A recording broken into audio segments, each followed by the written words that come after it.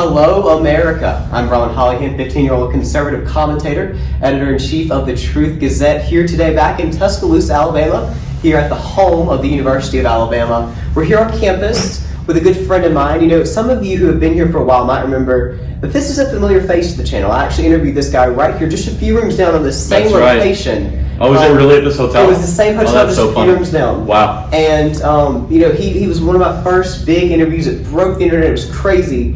And we're glad to have him back on the show today. Please join me in welcoming back host of the Charlie Kirk Show radio and podcast and founder and president of Turning Point USA. Ladies and gentlemen, please welcome Mr. Charlie Kirk himself. Charlie, welcome back. I'm honored. Roll Tide. Roll Tide. Glad to hear it. Welcome back to the show. We really appreciate it. Thank you. You bet. Well, Charlie, let's go ahead and kick things off here by talking about some hot button issues across the country right now. Critical race theory. Yes. It was actually what you're here tonight on campus to talk about. So to start off here, can you just explain what critical race theory is in a few words and explain why it's being pushed into the minds of our youth across the country by the left and why we have to stop it? In a few words, I don't know if I could do that. It's racism, pure and simple. It's judging people based on things they cannot change instead of based on things they can change. And it's organizing society completely the opposite way that, you know, America has always tried to aim for. And we kind of saw in the recent elections how Americans have a distaste for this. We kind of call it woke-lash, right? Where Americans are kind of saying, I don't know if I'm on board for the idea of all of a sudden hiring airline pilots at United Airlines based on skin color, or black-only dormitories like they have at Western Washington University, or black-only graduation ceremonies at Columbia University.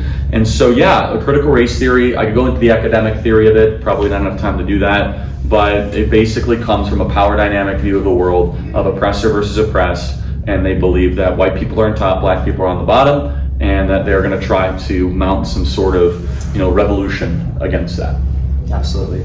You know, across the country, we've seen parents speaking out against critical race theory and other liberal influenced curriculums being pushed into the minds of our youth. In the past few months, they've been speaking out at their local school board meetings. You know, why is it so important that these parents are taking up the responsibility themselves to speak out? And what is your advice to them as someone who, you know, is on the national front line speaking out yourself? Yeah, I mean, well, first of all, I mean, my advice is to keep showing up and keep asking questions, and don't let the Department of Justice intimidate you by calling you a domestic terrorist. It's a very important thing.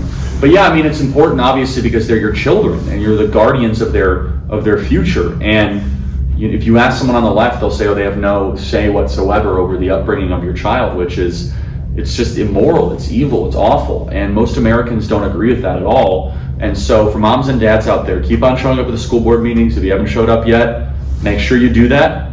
It's profoundly important. Absolutely, I completely agree. You know, in the wake of COVID, our rights and freedoms have been trampled on and infringed across the country by radical liberals in power. You know, what is your reaction to some of the latest vaccine mandates around the country, especially for some people who are at risk of losing their jobs and livelihoods, and for some students on college campuses who are at risk of being punished or kicked out of their college for not even taking the vaccine?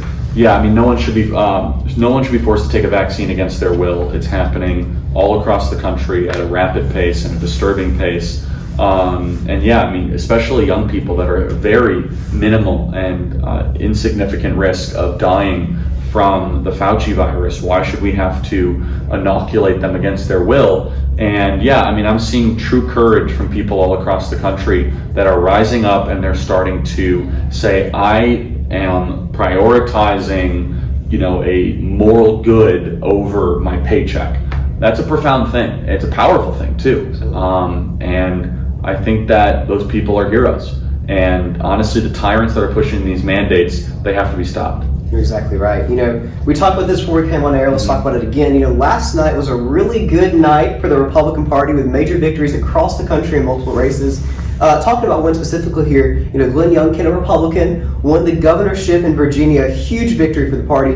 And Virginia, obviously a state that Joe Biden won by 10 points. You know, what is your reaction to last night's major Republican victories, and what message do you think this is sending to Joe Biden and other Democrats? Yeah, a lot of it was just kind of an anti-left, anti-institutional power push. I mean, you saw this guy from New Jersey who's like my new hero, Edwin Durr, who's like a truck driver, and he spent $153. I don't even think he knew he was running for office.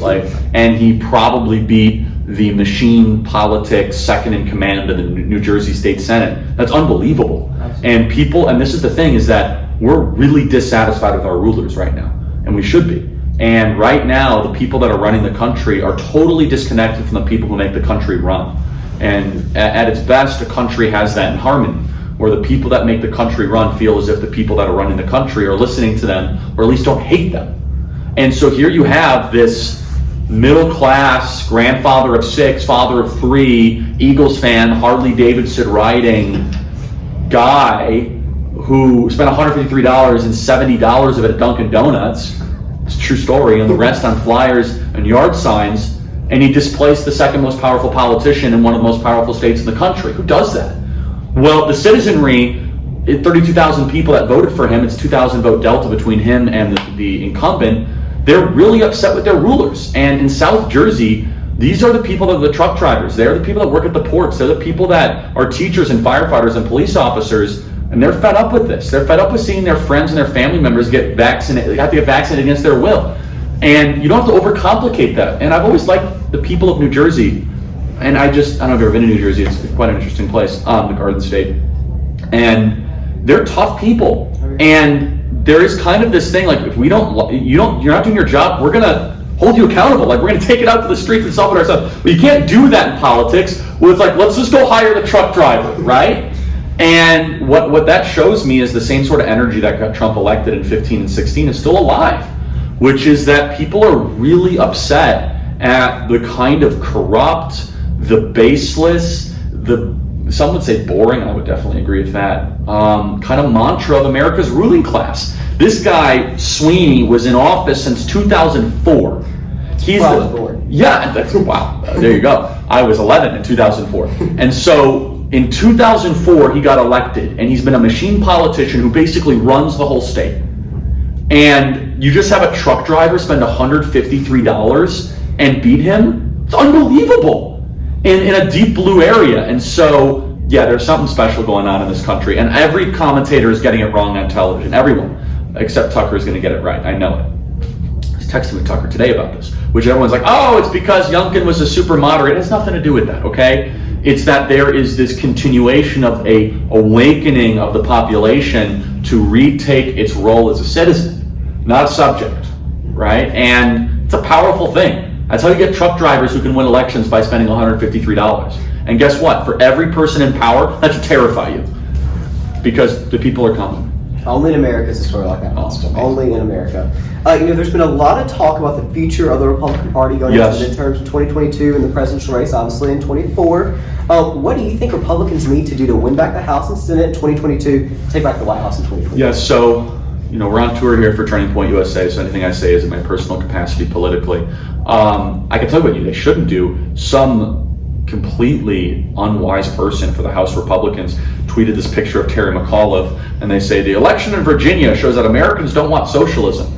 Like, that's not what the election was about at all, okay? Like, no, the election was about critical race theory, the election was about diversity, equity, inclusion, about representation in schools, and here is the thing, is that the caste system has come to America, and people know it, and it makes them super anxious. They don't like the fact that there's an oligarchy that's untouchable. They don't like the fact that Terry McAuliffe gets to wine and dine with the Clintons and the Obamas and go to a birthday party in Martha's Vineyard without having to be without the same sort of protocols, and their kid has to wear a mask in the local Loudoun County school. And so if Republicans in the Senate and the House actually are serious about governing the country, they would look at last night correctly, not all their consultants want them to look like, oh, it's a bunch of moderates. That's actually not true. Youngkin started to actually get traction when he embraced the same sort of tone and tenor that Donald Trump had in 2016. And this is a multiracial coalition. This is a coalition that Christians are finally getting reactivated in retaking their government. And so if they want to take back the House, they have to be a vessel for the needs, wants, concerns, anxieties of a nation that kind of wants to send a message to the unelected, unaccountable bureaucrats, to Fauci, to Sweeney. We talk about New Jersey, whoever it is. It's like, I hate that guy. I don't like him, because if I did what he did, I would be fired. That's a normal, in fact, a healthy process for an American political process to go through. But look, it's Republicans to lose at this point. Like last night, basically sets the table. Republicans should have an 80-seat majority. If they do their job, they will have an 80-seat majority coming in to the next congressional session, and the Senate should have 55-seat majority. We'll see. We'll see. We'll see. It'll be an interesting race indeed. The momentum is there. Shifting gears here a little bit, a few weeks ago, President Trump announced his up-and-coming launch of a new social media app, Truth Social, which is supposed to drop sometime this month. Don't know the specific dates yet, but it's coming.